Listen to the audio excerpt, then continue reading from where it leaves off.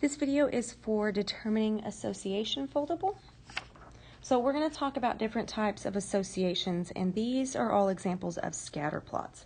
So a nonlinear association, the graph is not in the shape of a line.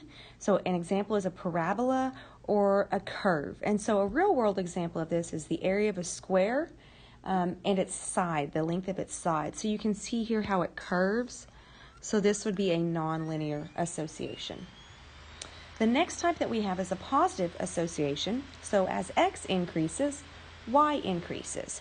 So a real-world example would be the temperature outside and the number of people at the beach. So as the temperature increases, so does the number of people at the beach. And so this is going to be a positive association. And they go uphill, like you're going to climb uphill. So a negative association would be as x increases, y decreases. So the real world example here would be the distance you have traveled and the amount of fuel left in your tank. So the more miles that you travel, the less fuel or the less gas that you're going to have in your car. So this is a negative association, and these always look like they're going downhill. And then finally, we have no association. So there is no relationship between the x and y values. One variable does not have an effect on the other. So the two have no effect on each other. So an example would be the age of a person and the number of pets they own.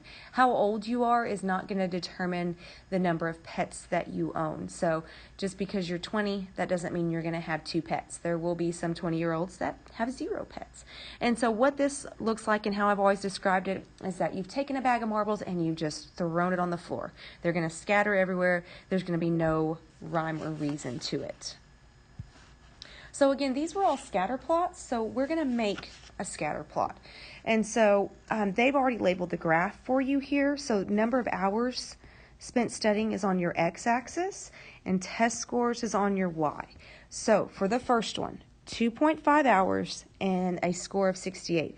So I would go to 2.5 hours on the x-axis, and then I would go up to approximately where 68 would.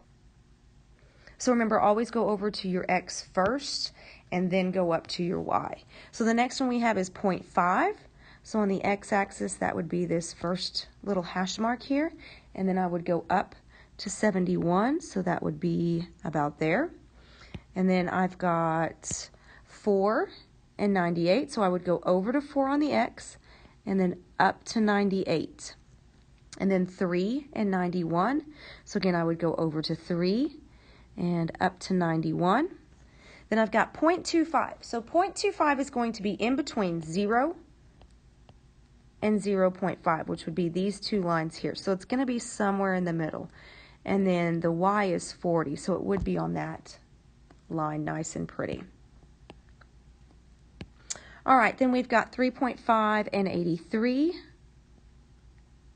So that dot would go there. 2 and 75, 1 and 60.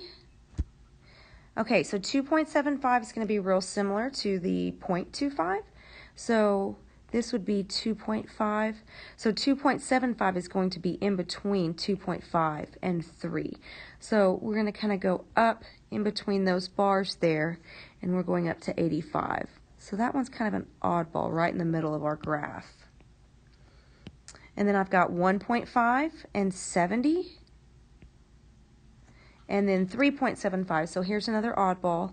So 3.5 would be that line there. So 3.75 would be in between 3.5 and 4. And then I would go up to about where 93 would be.